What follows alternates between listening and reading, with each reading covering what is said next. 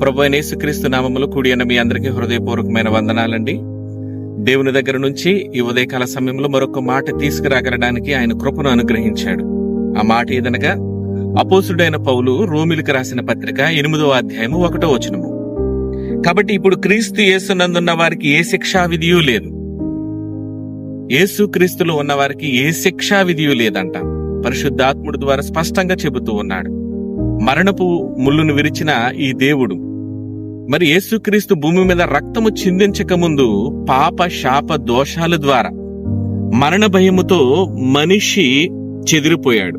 ఆ చెదిరిపోయిన వారిని సమకూర్చి ఆ మరణము నుండి ఇదిగో పునరుద్ధానము ద్వారా శాశ్వతమైన జీవంలోకి నడిపించడానికి మన ప్రభువైన యేసుక్రీస్తు యాగము చేశాడు. మరి నువ్వు ఏ శిక్షలో ఉన్నావు? ఈ ఉదయకాల సమయంలో ఒక్కసారి పరిశీలన చేసుకో. నీవన్ని విషయంలో స్వతంత్రులుగా ఉన్నావా? నీ మీద ఏదైనా ఏలుబడి చేస్తూ ఉన్నదా? అయితే ఒక్కసారి ఈ ఉదయకాల సమయంలో సేవకుడిగా నీ పక్షాన చిన్న ప్రార్థన చేస్తాను. నువ్వు ఏకీభవిస్తే నీ మీద ఏలుబడి చేస్తున్న ప్రతిదీ యేసుక్రీస్తు తన కాళ్ల క్రిందకు తీసుకురాబోతూ ఉన్నాడు. ఆమేన్. చిన్న ప్రార్థన చేసుకో. పరిశుద్ధుడా, నీ నామాన్ని బట్టి మరొకసారి వందనాలు తెలియజేసుకుంటాం ప్రభువా. ఈ ఉదయకాల సమయంలో నీవు మాట్లాడిన మాటను బట్టి మేము ధైర్యము తెచ్చుకుంటూ ఉన్నాం.